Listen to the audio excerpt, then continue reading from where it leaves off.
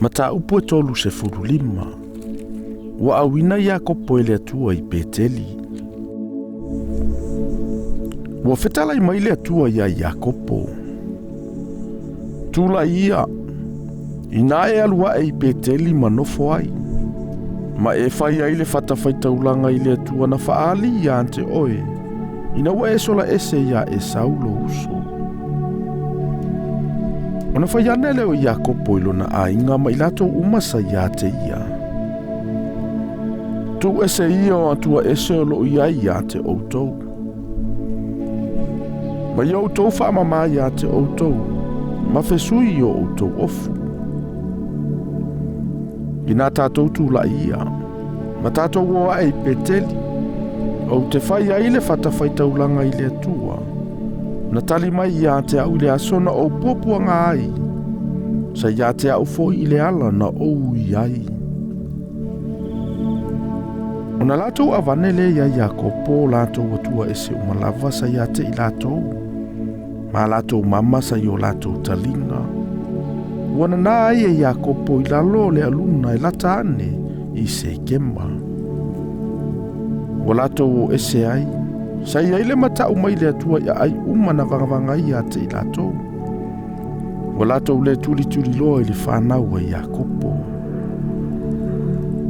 Wa o Iakopo I lusa I le nu o kanana. O Peteli fo I lea. O ia antoa matangata uma sa ia te ia. Wa ia whai ai le Faitaulanga. Mana whai ngoa le mea o Eli Peteli. A wana whaari mai ai le atua ia te ia, ina ua sola ese I lona uso. O na oti le o te porale na tausi ia Rebeka, na tanu ai o ia I lalo ifo Peteli, I lalo le aluna, ua whaingoa ai o aluna pakata.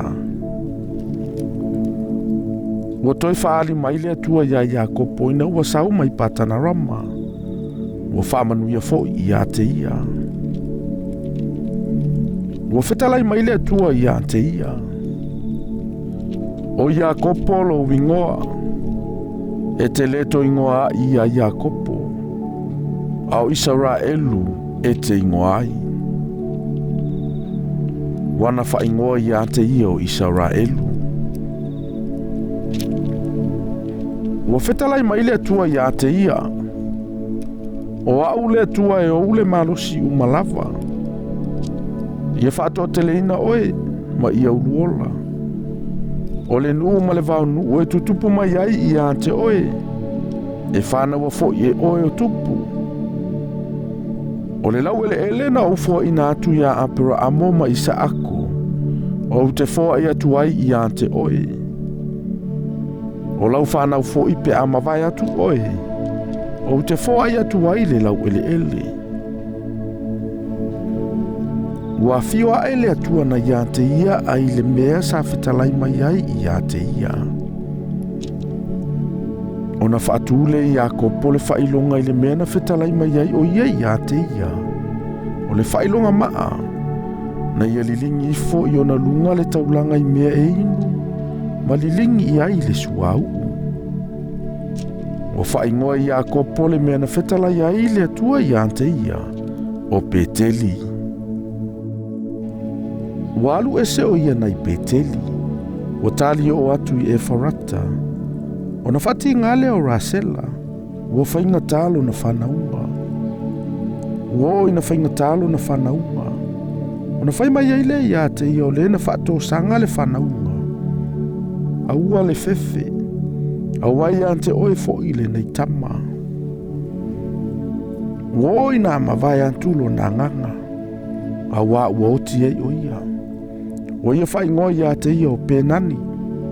Aolona tamana ia whaingoa ia te ia o peniamina. Ua oti Rasela. Ua tanu I le ala I Efarata. O Petele ema fo ilea. Ua whaatua Iakopo le whailonga I lona tuunga mau. O le whailonga leo le tuunga mau o Rasela. Ua o I le aso nei. O na alua I leo Israelu ua tolo na fale ia I talatu o le olo e teru. Sa nofo Israelu I lea nuu. O na alu ai leo reu pena ua mamoe mapila le palaki alona tamā. Ua langona ia Israelu le tala. O atali o Iakopo ua toʻatino gafulu ma le toʻalua i latou. O tama lea, o le ulu matua a Iakopo, o Reupena, ma Simeona, ma Levi, ma Yuta, ma Isakara, ma Sepulona. O tama Rasela, o Iosefa ma Peniamina. O tama pila le au na fafine Rasela, o tanu ma Nafatali. O tama sele pale au na fafine Alea, o kato ma Asera, o atali i o Iakopo na whanaua i ate ia i Patanarama.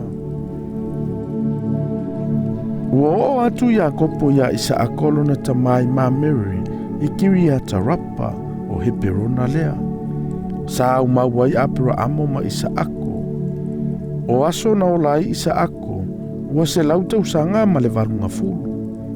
O na tole o le manava Isaako, ua oti o ia, ma ua whaatasi atu ilo na nuu. Ua toia ina, ua tuutulu ilo na ola. Na tanu foi o ia e sau ma Iakopo na atalii.